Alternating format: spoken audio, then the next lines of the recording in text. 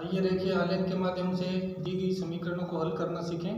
इसके लिए हमें दो रैखिक समीकरण दी हुई होती हैं। जैसा यहाँ आप देख सकते हैं, एक समीकरण है x + 3y = 6 और दूसरी समीकरण है 2x - 3y = 12। इनको रेखीय आलेख के माध्यम से हल करते हैं। देखिए, हल करने के लिए सबसे पहले मैंने इस समीकरण को लिखा है x + 3y = 6 और उसको नंबर दिया है 1। उसके बाद दूसरी समीकरण लिखी है 2x - 3y = 12 और उसको नंबर दिया है 2।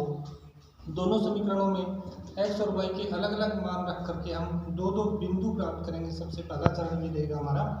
कोई भी मान रखा जा सकता है और मान रखने के बाद चर राशि को बराबर के निशान के एक तरफ रखेंगे और अचर राशि को दूसरी तरफ लेकर के जाएंगे। देखिए, सबसे पहले मैं इस समीकरण में x = 0 रखता हूँ, तो क्या होता है, x के स्थान पर 0 लिखा जाएगा। बाकी समीकरण वैसे की वैसे लिखी जाएगी। 3y = 6। इसको जब आगे हल करेंगे तो 0 में 3y जोड़ने पर 3y ही रहता है, बराबर आगे 6। और अब क्योंकि यहाँ पर चर और अचर दोनों राशियाँ हैं, तो हम अचर राशि की तरफ लेकर के जाएंगे, पक्षांतरण करेंगे, जो हम पिछली कक्षा में भी देख चुके हैं। जब गुणा की राशि पक्षांतरित होती है तो दूसरी तरफ जाकर के भाग में चली जाती है और इससे होता क्या है कि 3 से विभाजित होकर के 2 उत्तर आता है। y = 2 मान प्राप्त हुआ है। जब x का मान 0 रखा तो y = 2 आया। ये हमारा एक बिंदु हो गया 0,2। ये 0 x निर्देशांक होता है और 2 y निर्देशांक होता है। इसी प्रकार हम 2 नंबर समीकरण में भी देखिए x = 0 रखते हैं तो क्या होता है, बाकी समीकरण वैसे ही लिखी जाएगी। x के स्थान पर 0 लिखेंगे तो लिखेंगे 2 × 0 - 3y = 12। 2 को 0 से गुणा करने पर 0 बनता है और -3y = 12। 0 में से 3y घटाने पर आप जानते हैं -3y ही रहेगा और बराबर 12। ये -3 पक्षांतरित होगा जैसा पहले हमने किया है, तो 12 के भाग में जाएगा और 3 से विभाजित होकर के उत्तर आएगा -4, जिसको हम यहाँ लिख देते हैं y = -4। इसमें भी देखिए x = 0 रखने पर y का मान -4 प्राप्त हुआ है, तो एक बिंदु हो गया 0, -4, अर्थात x निर्देशांक 0 और y निर्देशांक -4। अभी दोनों रेखाओं में हमने एक एक बिंदु प्राप्त किया है। अब दूसरा बिंदु प्राप्त करने के लिए देखिए हम y का मान 0 रखते हैं, y = 0 रखते हैं। इसी समीकरण के अंदर y अर्थात y के स्थान पर 0 लिखेंगे, बाकी समीकरण वैसे की वैसे लिखेंगे। तो x + 3 × 0 हो जाएगा, बराबर 6 हो जाएगा। x + 3 को 0 से गुणा करने से आप जानते हो 0 बनता है, बराबर 6। 0 जोड़ने से x ही रहेगा, बराबर 6। देखिए, y का मान 0 रखा, x का मान 6 आ गया। ये हमारा दूसरा बिंदु हुआ। x निर्देशांक पहले लिखा जाता है, y निर्देशांक बाद में लिखा जाता है। ये हमारा दूसरा बिंदु प्राप्त हो गया। इसी प्रकार दूसरी समीकरण में भी दूसरा बिंदु प्राप्त करने के लिए हम y का मान 0 रखेंगे, अर्थात इस y के स्थान पर 0 होगा, बाकी समीकरण वैसे की वैसे लिखी जाएगी। तो 2x - 3 × 0 हो जाएगा और बराबर होगा 12। तो 2x - 3 को 0 से गुणा करने से 0 बना, बराबर 12 रहेगा। 2x = 12 रहेगा। अब 2 को पक्षांतरित करना होगा तो x लिखा जाएगा और 2 पक्षांतरित होकर के इधर इसके भाग में जाएगा और 2 से 12 विभाजित होकर के 6 उत्तर आता है। तो x = 6 हुआ, अर्थात y का मान 0 रखने पर x का मान 6 आया।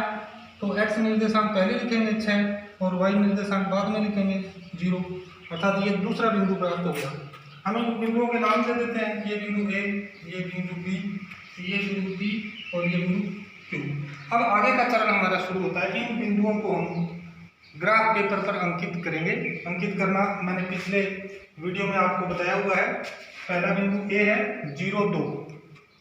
A 0,2 का अर्थ है कि x निर्देशांक 0 है और y निर्देशांक 2 है, तो x निर्देशांक पर तो चलना नहीं, 0 ही है। y निर्देशांक 2 है, y यहाँ होता है, तो ये बिंदु y अक्ष के ऊपर ही रहेगा। A बिंदु आ गया 0,2। अब हमें दूसरा बिंदु अंकित करना है B। 6 0 है, अर्थात x निर्देशांक 6 है और y निर्देशांक 0 है, तो x पर 6 इकाई दूर चलना होगा। देखिए, ये x निर्देशांक है, इसे 1 2 3 4 5 और 6 यहाँ पर आएगा। y 0 है अर्थात y अक्ष पर नहीं चलना है, तो बिंदु यहीं पर रहेगा x अक्ष के ऊपर ही। ये बिंदु हुआ 6 0।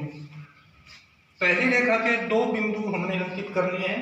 अंकित करने के बाद पैमाने की सहायता से इन दोनों बिंदुओं को आपस में मिला करके एक रेखा प्राप्त करेंगे। ये इस पहली समीकरण का लेखा चित्र है। इसी प्रकार दूसरे समीकरण के जो बिंदु हमने प्राप्त किए थे P और Q, उनका अंकन करेंगे। P के निर्देशांक 0 -4 अर्थात x अक्ष पर 0, x निर्देशांक 0 है और y निर्देशांक -4 है। तो -4 तो y का निर्देशांक नीचे होता है और x का 0 है तो x पर चलना नहीं है, y पर -4 इकाई चलना है, तो बिंदु यहीं रहेगा।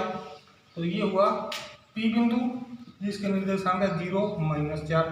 और दूसरे समीकरण का दूसरा बिंदु Q है जिसके निर्देशांक 6 0 अर्थात x निर्देशांक 6 है तो x पर 6 इकाई दूर चलना होगा और y पर नहीं चलना, 0 है। तो वो बिंदु हम पहले ही प्राप्त कर चुके हैं, यही बिंदु है। इसलिए दूसरे समीकरण के दोनों बिंदुओं को भी हम पैमाने की सहायता से इस प्रकार मिला करके एक रेखा चित्र प्राप्त करेंगे दूसरी समीकरण का। ये पहचान के लिए इसके ऊपर दूसरी समीकरण लिख देते हैं, जिससे पता रहता है कि ये कौन सी समीकरण का लेखा चित्र है।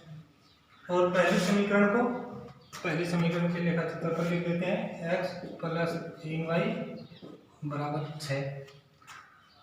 अब आगे हल कैसे निकलता है, देखिए जहां पर दोनों रेखाएं एक दूसरे को काटती हैं वो बिंदु ही इन दोनों समीकरणों का हल होता है। यहाँ काटते हैं तो x निर्देशांक 6 है इसलिए x = 6 रहेगा, y निर्देशांक इसका 0 है इसलिए y = 0 रहेगा। यही इस समीकरण का हल है।